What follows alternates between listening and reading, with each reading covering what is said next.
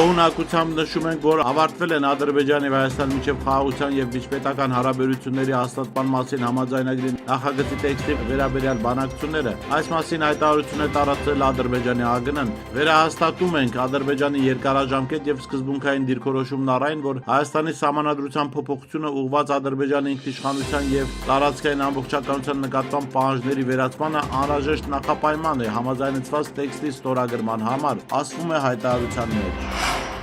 Թուրքիան նախադրյալներ չի տեսնում Երևանում եւ Անկարայում դեսպանատների փոխադարձ բացման հարցը քննարկելու համար։ Այս մասին ադրբեջանական ԱՊԱ լրատվական գործակալությանը տված հարցազրույցում հայտարարել է Էրդողանի գլխավոր խորհրդական Աքիվ Քլիչը։ Ստեղծված իրավիճակում այս հարցը քննարկելու նախադրյալներ չկան, ասել է նա։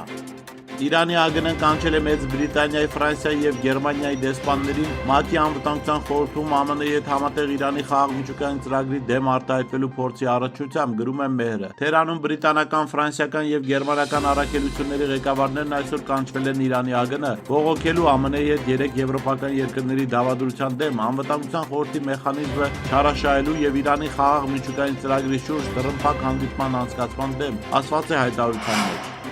ԱՄՆ նախագահ Դոնալդ Թրամփը այսօր մի քանի գրառում է կատարել Truth սոցիալական ցանցում, որոնցից մեկում հայտարարել է, որ ամբողջ աշխարհը թալանում է մեզ, իսկ մյուս գրառման մեջ դժգոհում է Wall Street Journal-ից, որը տիրապետում է Եվրամիության աղտոտված մտածողությանը։ ԱՄՆ-ում ազատ առևտուր չկա, մենք ունենք հիմար առևտուր, ամբողջ աշխարհը թալանում է մեզ, նշել է Թրամփը։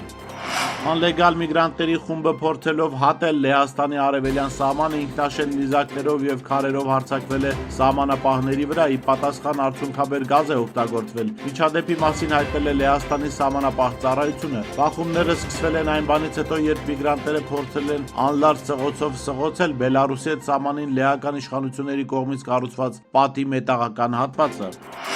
ՌԴՊ-ն տեղեկացրել է, որ իր վերահսկողության տակ է վերցրել Սուջա բնակավայրը Կուրսկի մարզում։ ՌԴ պաշտպանության նախարարությունը հայտնել է, որ հարձակողական գործողությունների ընթացքում հյուսիսային զորքերի խմբավորման ստորաբաժանումներն ազատագրել են Սուջա բնակավայրը։ ՌԴ պաշտպանության նախարարությունը հայտնել է, որ ռուսական բանակի վերահսկողության տակ են անցել նաև Մելովոլ եւ Պոդոլ բնակավայրերը։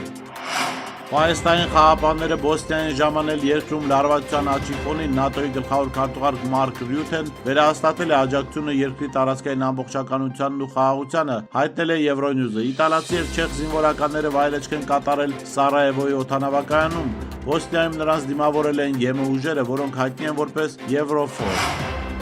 Կանադայում տեղի է ունենում G7-ի արտգործնախարարների հանդիպումը, սա G7-ի առաջին հանդիպումն է Դոնալդ Թրամփի իշխանության վերադարձից հետո, հայտնել է Բիլդը։ Գլխավոր հարցն այն է, թե արդյոք ԱՄՆ պետքարտուղար Մարկ Ռուբիոն հանդես կգա որպես խմբի ընկեր, թե ընդդիմախոս։ New York Times-ի տվյալներով Ռուբիոն ցանկանում է համոզել G7-ի դիվանագետներին կենտրոնանալ Ուկրաինայում պատերազմի ավարտի վրա։ G7-ի կազմում են ԱՄՆ-ն, Կանադան, Մեծ Բրիտանիան, Գերմանիան, Ֆրանսիան, Իտալիան եւ Ճապոնիան։